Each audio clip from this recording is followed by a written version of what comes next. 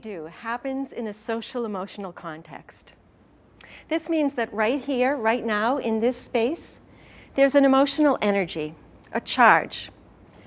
We can all feel it if we bring our attention to it. This charge is made up of all our individual energies, including our feelings toward and about one another. Let's take a moment to look around at the people with whom we're sharing this time, this space, this energy, this dance. And what does this have to do with dementia? In our everyday lives, not a lot of attention is paid to the social-emotional environment. But people with diminishing cognitive abilities are dependent upon this environment to feel safe. In fact, they're quite expert at tuning in to others' feelings. Please note, this is something they excel at. To the extent that they feel judged, ignored, or devalued, they feel emotionally unsafe. Therefore, it behooves those of us who are their caregivers to be more aware of our emotional effect on others. To paraphrase the Beatles, all we need is love. We need to create loving, caring environments, and we do that through our nonverbal communication. Nonverbal is defined by what it isn't. That is, not words. But what is it? Through our posture, the way we shape ourselves around others, the way we use the space around us, our rhythms, the way we move, we convey our attitudes. Let's explore some of the ways we express ourselves through movement. Imagine for a moment that you're afraid of the person beside you. How does your posture shift? Now imagine that you're eager to hear what that person has to say. How does it shift now? Imagine that your life depends on your ability to hold on to your seat. How does your hand shape to the seat? Imagine that you're reaching for something that you really, really want, or maybe not so much. How does that change your use of space? Now imagine that you have no verbal language. Someone offers you something, wants to take you somewhere or do something with you, and maybe you don't understand or you don't want it. How do you convey that? Maybe you back away, you turn your head away, you put up a hand.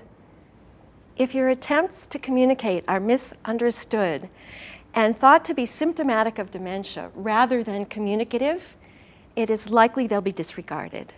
And then you'll have to make your movements stronger, quicker, more direct. And those will be considered behaviors. Now imagine that you are a frail elderly woman or man confined to a wheelchair. You have dementia and are resigned to a life that's routine. People walk quickly past without seeming to notice you or manipulate your body, and you have no idea why. Someone tosses a large red balloon to you, and you smash it with everything in you.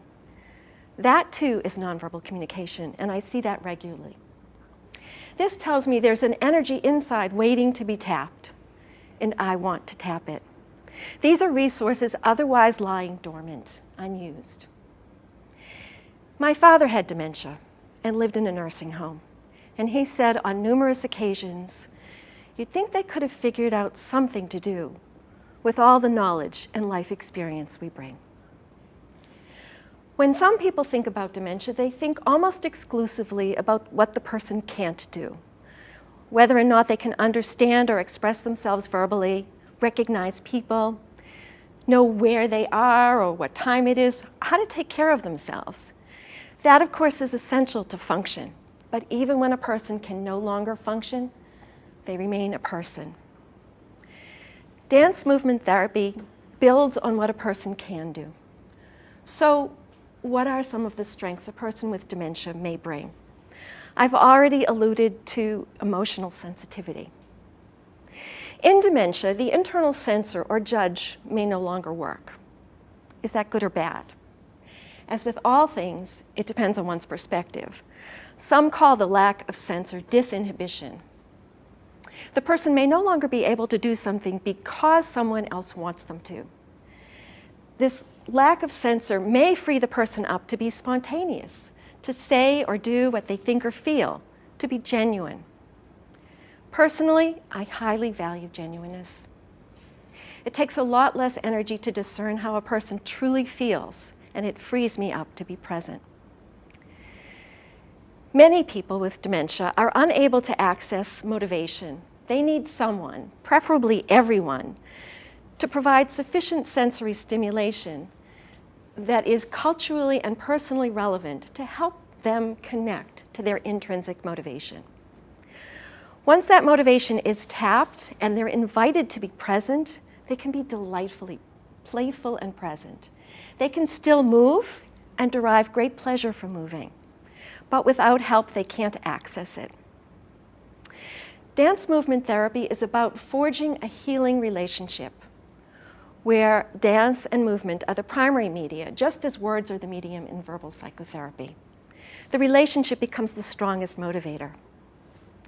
Shower them with stimuli, music and props, and then pay attention to how they respond.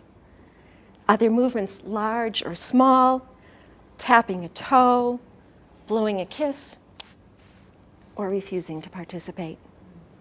Let them know they're seen, heard, and appreciated, and their choices respected. It is just as important to honor their refusal as any other choice. Incorporating their responses lets them know their contributions matter. When they see their movement reflected back, they recognize that they're having an impact. This empowers them, and they're likely to move and express themselves more. The point is not to get them to do the therapist dance, a waltz, a line dance, or any particular dance, but rather to improvise, to create a new dance, a dance of interaction, one that's never been done before.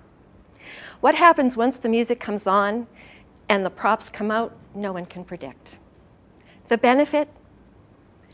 When we are creative and curious, when we experience psychosocial stimuli that are numinous, novel, arousing, surprising, and meaningful, new neural pathways develop. So why does it matter? Why does it matter if anyone dances with someone with dementia? Why should anyone care? We have become far too complacent about care that does not honor our mothers and fathers. The way we treat older adults and people with dementia gives definition to our culture. It reflects our societal values. Our elders, those who have come before and paved the way for us, deserve much better. I see people with advanced dementia warehoused all too often. We pay honor when we dance with them, when we relate to them in an embodied way, when we attempt to understand their nonverbal communication. When we dance with them, we invite them to be in their bodies, to savor the sensations and experience of vitality now, in their last days, while they still have bodies. We invite them to be present, to contribute the gifts that only they can bring. Together, we create an authentic dance, one that expresses our feelings and choices in the moment. Together, we move and are moved.